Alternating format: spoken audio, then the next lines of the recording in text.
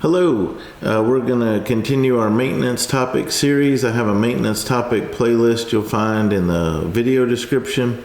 A lot of other helpful information in the video description. So we've already done one on motor oil, and this one is on the oil filter. So in this video, we're going to talk about a few things relating to your oil filter.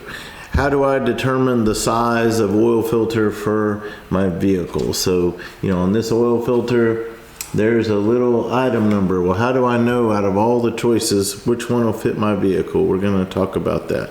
How do I select the brand of oil filter from all the choices? How often do I change the oil filter? How to remove the existing oil filter, and how to install the new filter. So these are the things that we are going to talk about. So number one, determine the size of oil filter for your vehicle. All right, so this is an example of the Advanced Auto Parts website. You type in oil filter in the search bar at the top of the website, and then this will come up where you can drill down into the, your specific vehicle that you want to look for.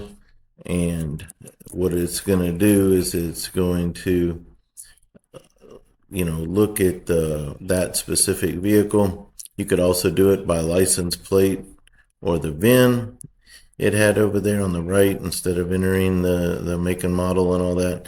Here's a mobile one. It gives you the exact part number so you can price compare. M1-110A.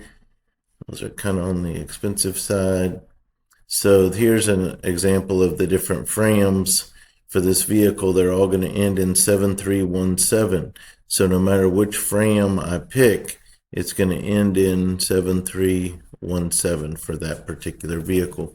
Another example would be Walmart. Type in oil filter. The same thing's going to pop up. You can year, make, model, trim level. It's gonna, sometimes you have an option for the engine. Then in Amazon, if you type in my garage in the search bar, this your garage is gonna pop up, and then these different vehicles. I have 4 vehicles in my garage, so they're all gonna be like that. So I can work with this if I want to. So then when I would go and search for an oil filter, it's going to say, do you want to filter results by your vehicle? Yes. So then it's only going to show me oil filters that fit my Honda Ridgeline. There's the Honda OEM filter. There's the Purolator Boss in this video. That's a very good price on that. And then it's going to have, all sorts of other options. There's the Wix XP that I said was a great filter. So you can see there the OEM filter, $10.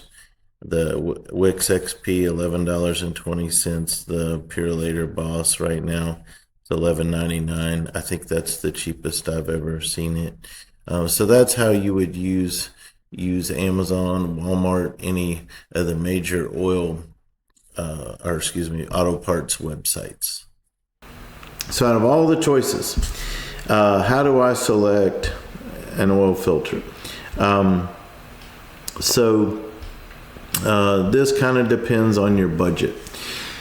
So one of the things I'm trying to consider when I make these videos is the price, because people are on different budget levels.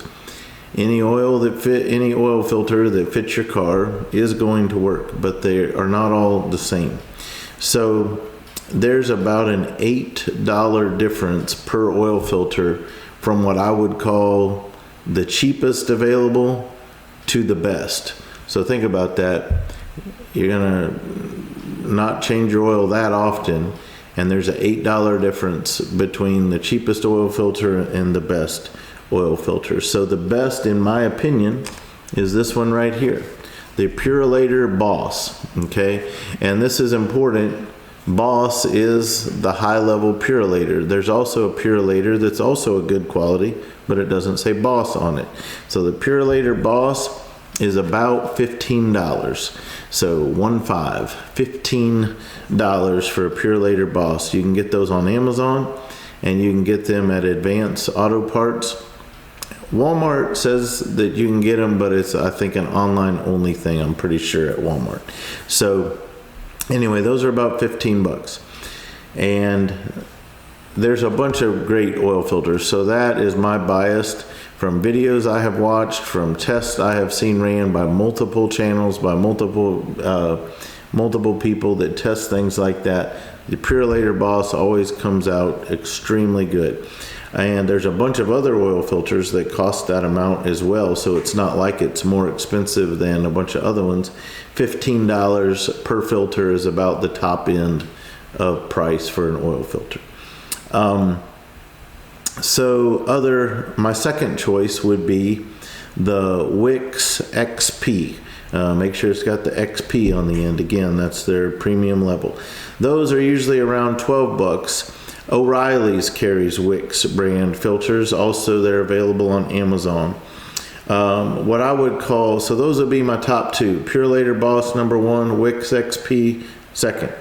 Mid-level, these are fine. These are high quality, high value, not gonna have any problems with them. The regular Purolator, the regular Wix, Mobile One.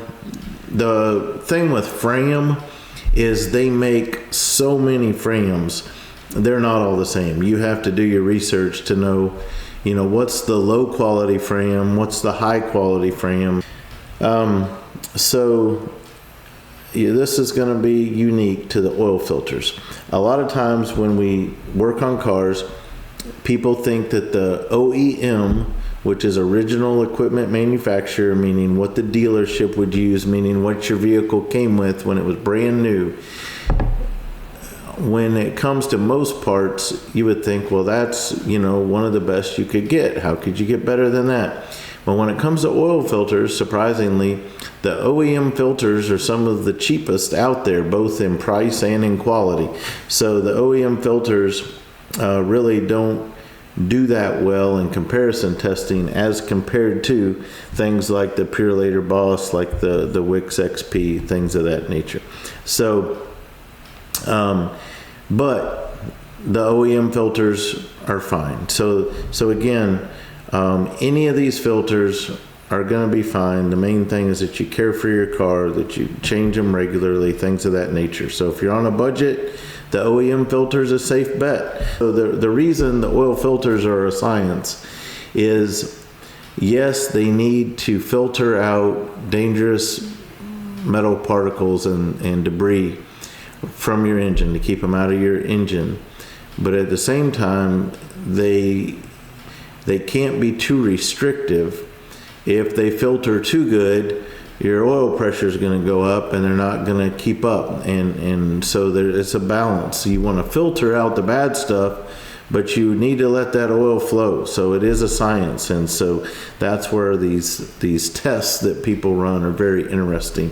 And when you watch different tests that people have put together. So how often do I change my oil filter? With every oil change.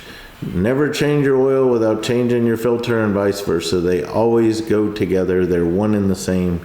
If I change my oil, it's assumed I am changing my filter also. So I recommend in my motor oil video that you change your oil every 5,000 miles. So I would change my filter every 5,000 miles.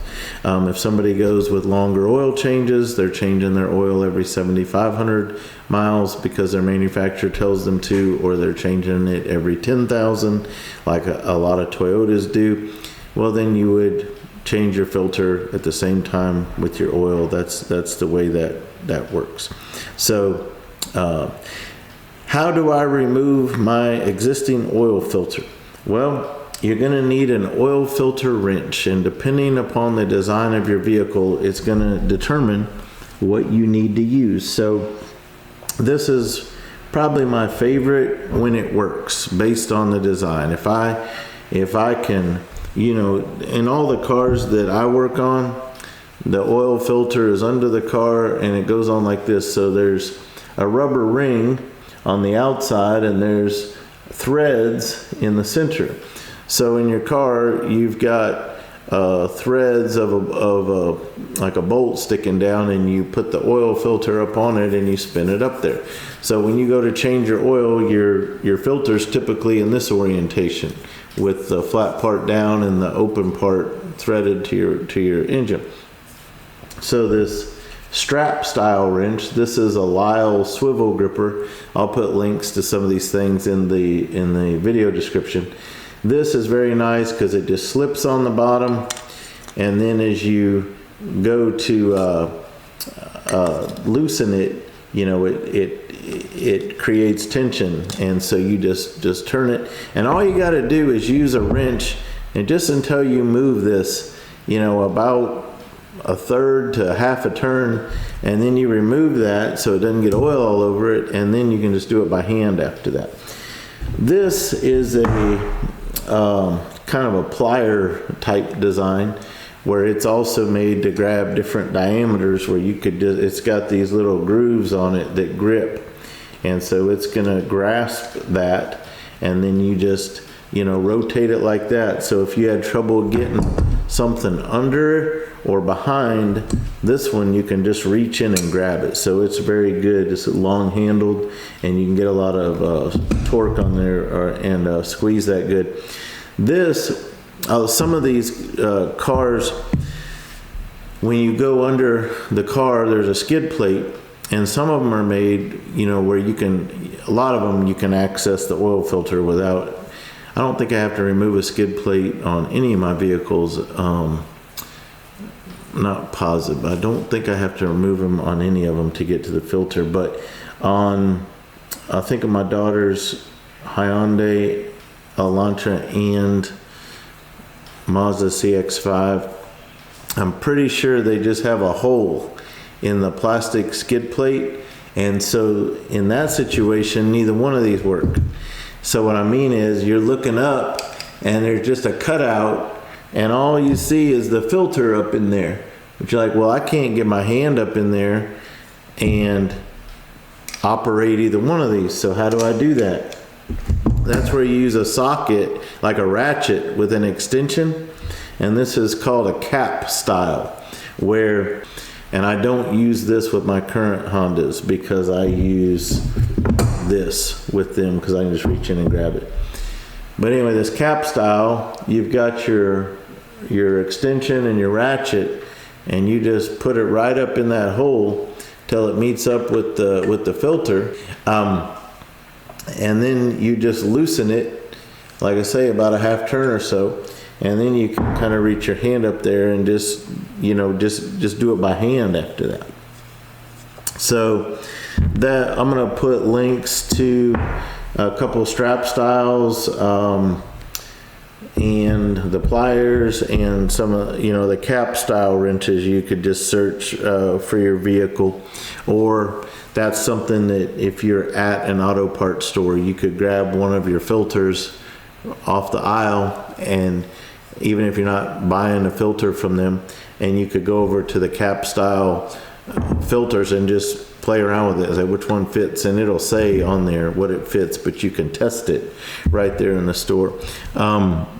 That's what I did for my daughter's Mazda, because I didn't know what it took, so I just went to the store and bought one. So how often, how do I remove it? So that's how you, the other thing I want to point out is the gloves. So there's a lot of ways people use to try and not get messy, but when I'm doing the oil filter, I always start an oil change with 3 sets of these gloves on, these disposable gloves, put 3 pairs on. And my wife came up with this idea. We live in South Louisiana. It's hot and sweaty most of the year. These go on great when your hands dry. They don't go on your skin when they're sweaty. So once you take that first one off and your hands all sweaty, you can't get them on again. So I start with 3, and every time I do an oil filter, I usually get oil on that glove. And so then all I got to do is peel off the dirty one and throw it away, and then I've got a clean one ready to keep working on my car. So that's my wife's great idea. So I use that all the time now. Also, I've never had this happen in my life, but people say that sometimes when they take an oil filter off, this rubber gasket will stay on the car. And if you don't notice that, and you discard this and you grab your new oil filter and you just reach up there and tighten it, then you're gonna leak. You're gonna have a major oil leak. So you always want to confirm when you take the old oil filter off, look at it, make sure this is intact. The other thing I do is I also take a rag and I clean the base of the oil filter where this contacts the base, and I get that thing nice and shiny, because you know, you wipe it with a rag and it's shiny silver and it looks great. So you would be able to see, if you put your eyes on it, you'd see if you had any debris or a rubber gasket that was stuck to that. So how do I install my new filter? So here's a couple of tips. So again, you got your gloves on. When you're getting your new oil, one thing I do is I use these pitchers, and I'm gonna put links in the description. So I have this gigantic pitcher that is a 5-quart pitcher, and I have this small one that's a 2-quart pitcher, and you can see that I have measured out, marked, you know, the quarter, the half. I have each 1/10 measured. I have a 12-ounce mark for when I do my lawnmowers. And so this one I can get to the 1/10 of the quart. And then this one is a 5-quart, and the quarts are on this side, liters are on this side, and it's got the 1, 2, 3, 4, 5, and then I've come back with a permanent marker and done the half quarts, and I can use the hash marks to get it exact. So what I do when I'm getting ready to do an oil change is I've got my 2 daughters' vehicles take less than 5 quarts, so I will fill this up to the exact amount that I'm going to use so I don't mess up. And then on my 2 Hondas, they take 5.7 quarts, so I'll put 5 quarts in here and I'll put 0.7 quarts in there. So that's kind of how I start. That's going to be helpful in what we're talking about. So now I've got this clean oil there. So I'm going to take my glove, which is clean because I just took off the old dirty one that got dirty when I changed my filter. I want to dip my finger in that new oil and just coat that rubber ring. Coat the top, the inside, the outside. You just get it lubricated, and then you can just take a rag. You don't have to change that glove. Just wipe it off with a rag because it's not going to be that dirty. So you lubricate the oil, and then I'll take the pitcher and I'll pre-fill the oil filter. So the hole in the middle, just pour some oil in there. You can watch it, make sure you know it doesn't spill. That works if your oil filters are like mine, where they go on from the bottom. If you have like a Subaru where you pop the hood and the oil filters on top like that, obviously you would not pre-fill that filter. How easy to change on a Subaru, right? You just take it off and just spin it on from the top. Some cars have them go on sideways. You're obviously not going to be able to pre-fill that filter. But all the cars I have, and most of the ones you're going to have, are going to go on from the bottom. You can pre-fill the oil with the oil filter, or the oil filter with the oil. And that way it just, you already helps your car have oil going through the system, okay? Now, the key thing about having the proper quantity in these quarts is that I don't have to worry about measuring how much I put in here, because I know it's already accounted for in the total amount of oil that I'm using in my car.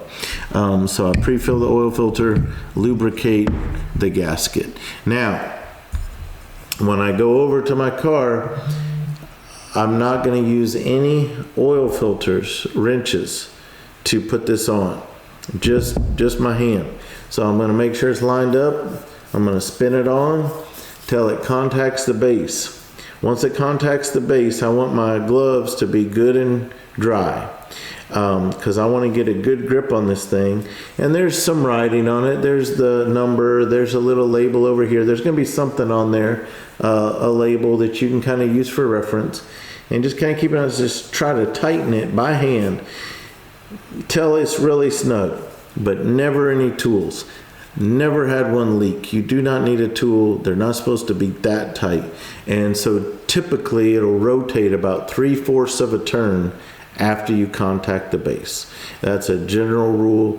I'm sure there's some differences, but you're going to tighten it pretty good. And I usually only tighten it really good with one hand, not just grabbing it with two hands and bearing down on it. It really doesn't need to be that tight. So lastly, just a cost summary, okay? Because people are on different budgets. So if you combine the information in this video about the oil filter with my other video you'll find in that playlist about maintenance topics on motor oil, you'll find that the cheapest full synthetic oil is like a Super Tech at Walmart for less than $19 for 5 quarts. So let's just go with that as the cheapest, $19, okay, for 5 quarts of full synthetic Super Tech. This is if you're on a budget.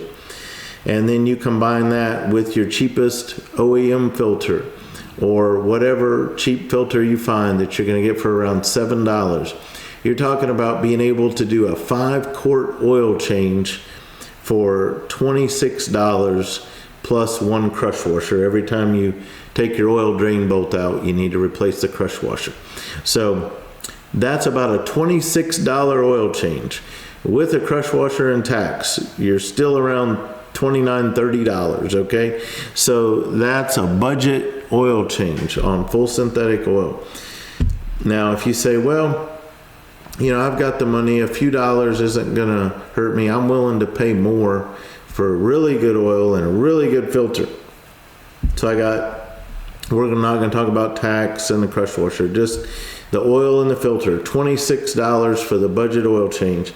If I go with the top quality full synthetic oil, like I use in my cars, that's about $28 for 5 quarts. And then what if I go with this top quality filter for about $15? Now I'm at $43 in oil change. So 26 on the low end to 43 on the high end, right? So it's about $17 more for the high end, $17 per oil change. So whatever you can afford. The main thing is that you care for your vehicle, and if you use that lowest quality oil and the lowest quality filter, but you're taking care of your car and you're doing regular oil changes on a schedule, you're probably going to be just fine. And if you can afford to do it every 5,000 miles, that's what I would recommend. You're never going to feel like you wasted your money because your car is worth so much more than that. So that's what I have to share about the oil filters. I hope that's been helpful, and thank you for watching.